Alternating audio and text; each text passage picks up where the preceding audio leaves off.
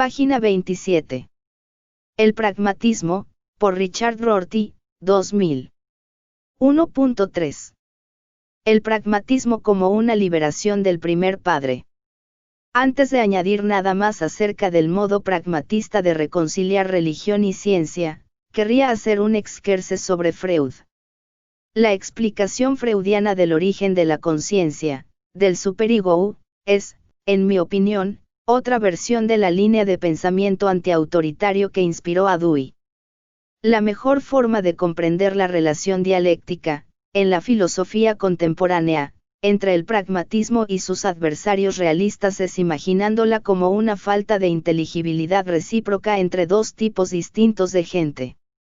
El primero está formado por aquellos cuya máxima esperanza es la unión con algo que se encuentra más allá de lo humano, algo que es la fuente del superego y que tiene autoridad para liberar a uno de culpas y vergüenzas.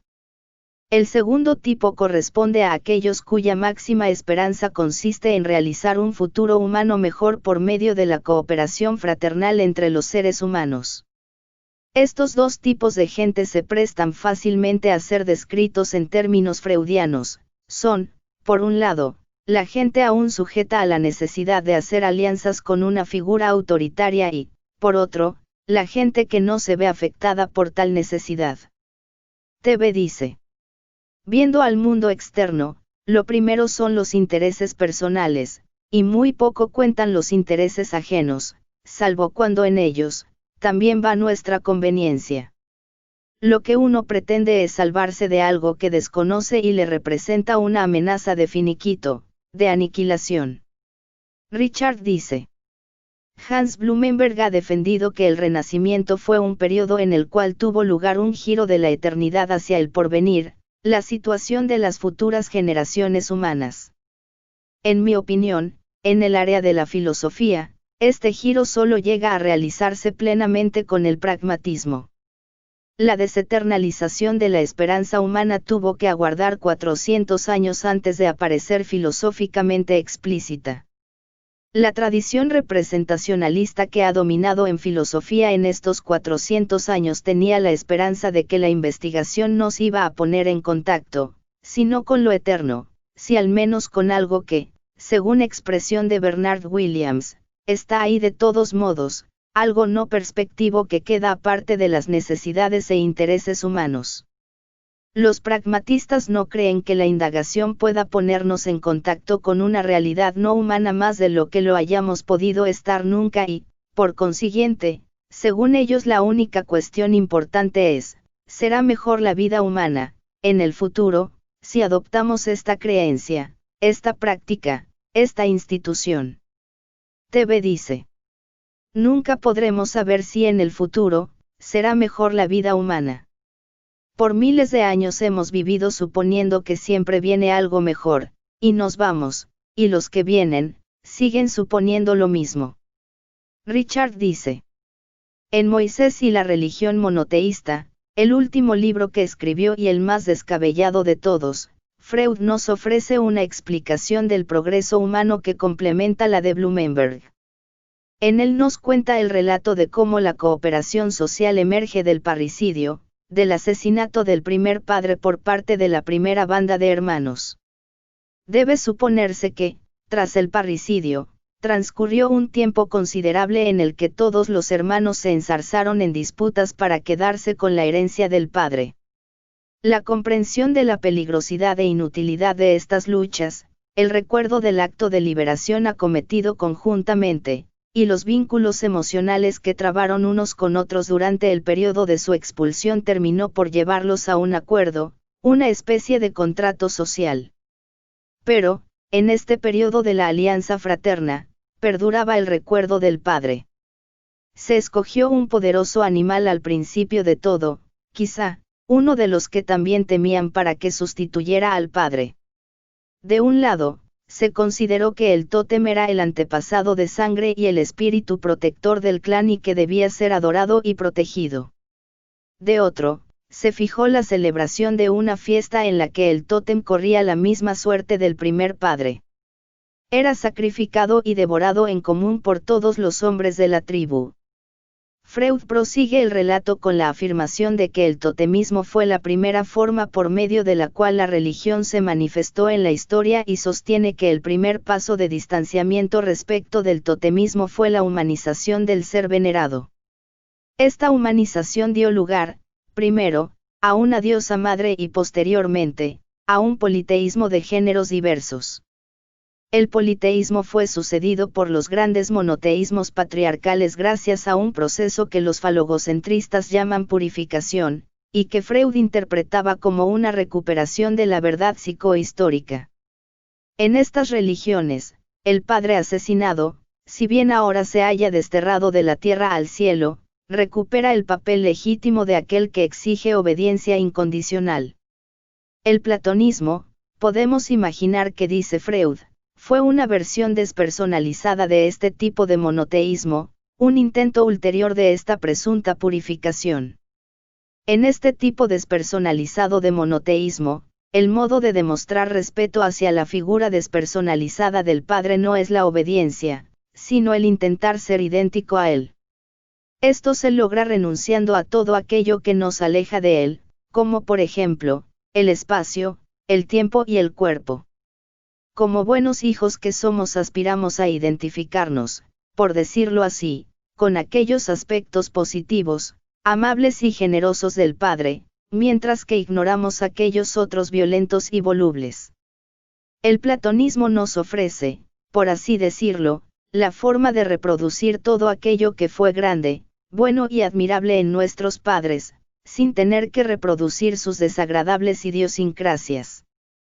Por medio de la purificación deseamos volvernos idénticos con el aspecto que hubiera tenido nuestro padre si hubiera conseguido portarse decentemente. La idea del bien es el padre despojado de partes vergonzosas y pasiones.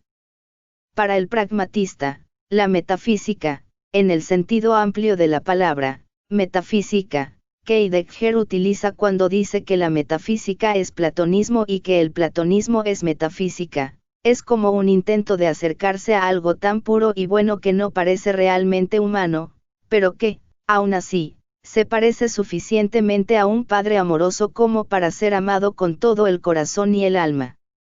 La fascinación por las matemáticas, el paradigma de lo que no es ni voluble ni arbitrario, ni violento, de lo que incorporó a Nank sin dejar rastro de vía y proporcionó a Platón el modelo para este ser, la forma de la figura del padre, por decirlo así, sin detalles superfluos. En realidad, el interés de Freud por Platón se limitaba casi enteramente a las discusiones acerca de Eros y la androginia en el banquete. Imaginemos, sin embargo, que hubiera prestado atención a la teoría de las ideas. De haberlo hecho creo que hubiera percibido en la veneración de la pura idea del Padre el origen de la convicción según la cual el conocimiento y no el amor es la característica más propiamente humana. Porque Platón dispuso las cosas de tal forma que el mejor modo de complacer al Padre fuese haciendo matemáticas o, en todo caso, física matemática. La convicción de la importancia del conocimiento recorre toda la historia de lo que Derrida llama la metafísica de la presencia, la historia de la búsqueda occidental de un punto inmóvil en un mundo cambiante, algo en lo que uno pueda confiar siempre, algo a lo cual uno pueda siempre volver, algo que, como dijo Derrida, esté más allá del alcance de la obra.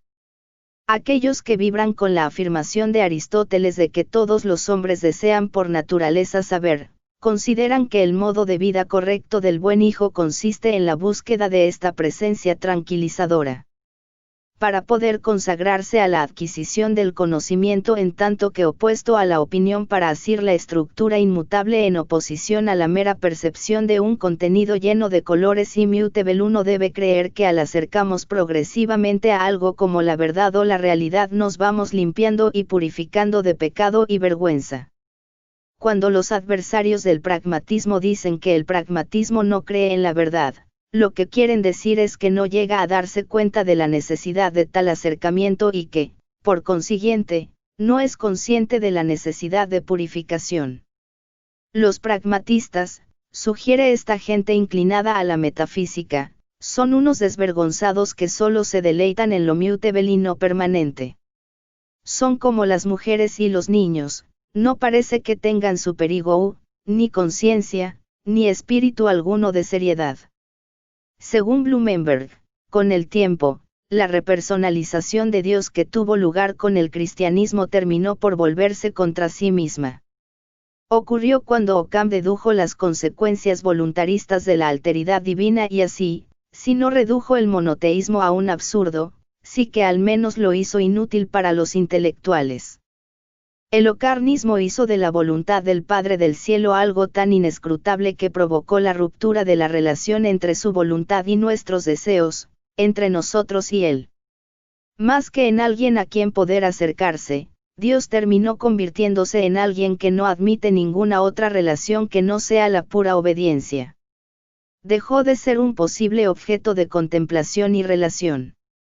Así pues, el redescubrimiento de Platón por parte de los humanistas del Renacimiento reprodujo el mismo movimiento de despersonalización, el mismo giro de la teología a la metafísica que Platón ya había realizado al ofrecer a los intelectuales paganos la idea del bien como una forma purificada de adoración. Dewey no leyó nunca Freud. De haberlo hecho, creo que habría aceptado la explicación que éste ofrece del proceso de maduración de la humanidad y que la habría utilizado para reforzar y complementar su propia historia sobre cómo llegó Occidente a superar los dualismos griegos en el transcurso de la invención de la tecnología de las sociedades liberales modernas, dos invenciones y que Dewey veía como formando parte del mismo movimiento antiautoritario. Habría considerado que las sucesivas descentralizaciones realizadas por Copérnico, Darwin y el propio Freud fueron modos útiles de forzarnos a abandonar la búsqueda de la salvación fuera de la comunidad y de obligarnos, en cambio, a explorar las posibilidades que nos brinda la cooperación social. En particular, creo que hubiera podido concebir que las sociedades democráticas modernas se fundan solo en la fraternidad, es decir, la fraternidad liberada del recuerdo de la autoridad paternal. Solamente el pragmatismo, hubiera podido decir Dewey, saca todo el provecho del parricidio. Únicamente en una sociedad democrática, podemos imaginar a Dewey diciendo, que se describa a sí misma en términos pragmatistas es total la negativa de aceptar cualquier autoridad que no sea la del consenso logrado por medio de una indagación libre. Tan solo entonces es posible realizar la fraternidad que se entrevió por primera vez cuando los hermanos mataron al primer padre. Las numerosas tentativas acaecidas a lo largo de milenios, y que conforman la historia del monoteísmo y la metafísica de hacer las paces con el espectro del padre asesinado, han retardado el momento de la consecución de esta fraternidad.